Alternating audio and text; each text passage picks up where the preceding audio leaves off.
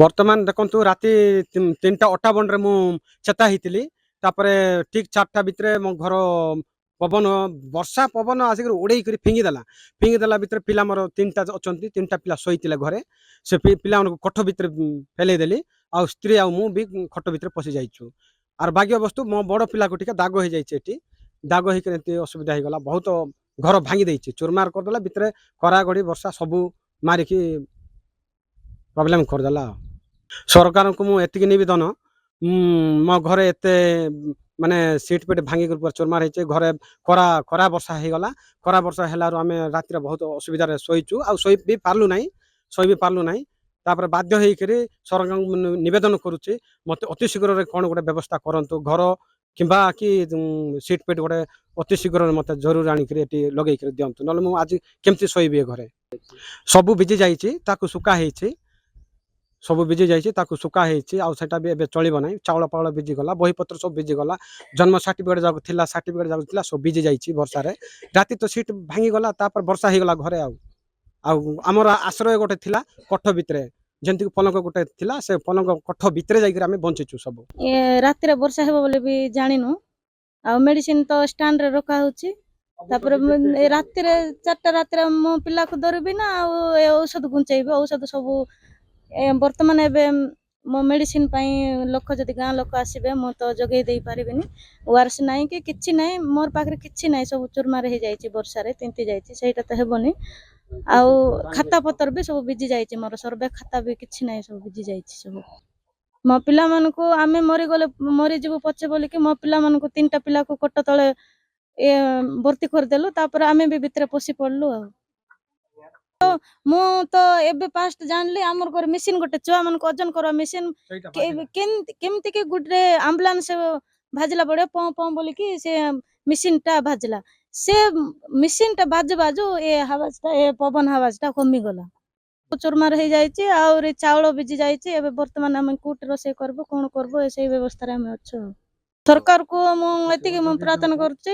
medicine ବି ମତେ ଅତି ଶୀଘ୍ର ଯୋଗେଇ ଦିଅନ୍ତୁ ଆଉ ସିଟ୍ ପିଟ୍ କରିଦିଅନ୍ତୁ ମୋ 3ଟା ପିଲାକୁ ଛୋଟ ଛୁଆମାନଙ୍କୁ ଧରିକି ମୁଇଁ କୁଆଡେ ଯିବି ଘର ତ ନାହିଁ ଆଉ ଏଇଟା ଘର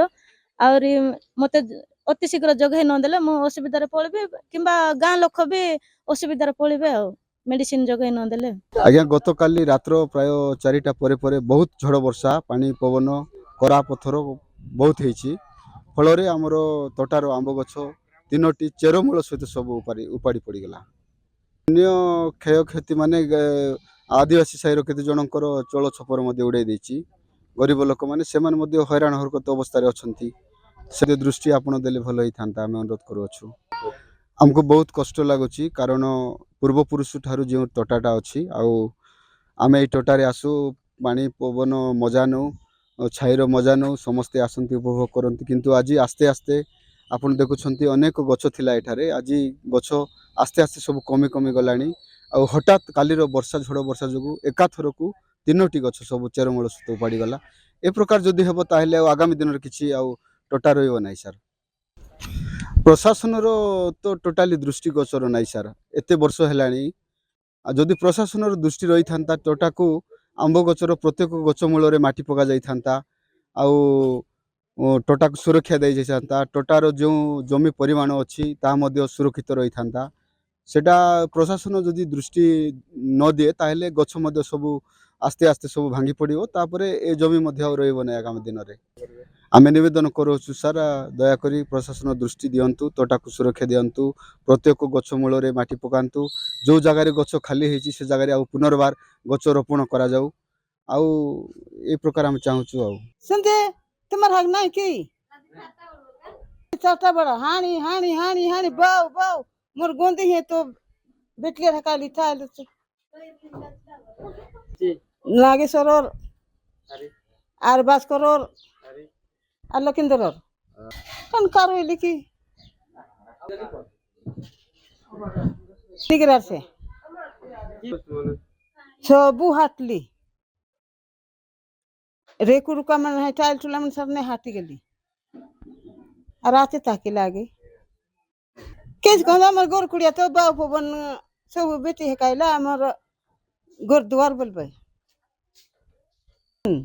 আমি ইন্দ্রাবাস গোর করে দিব বলুন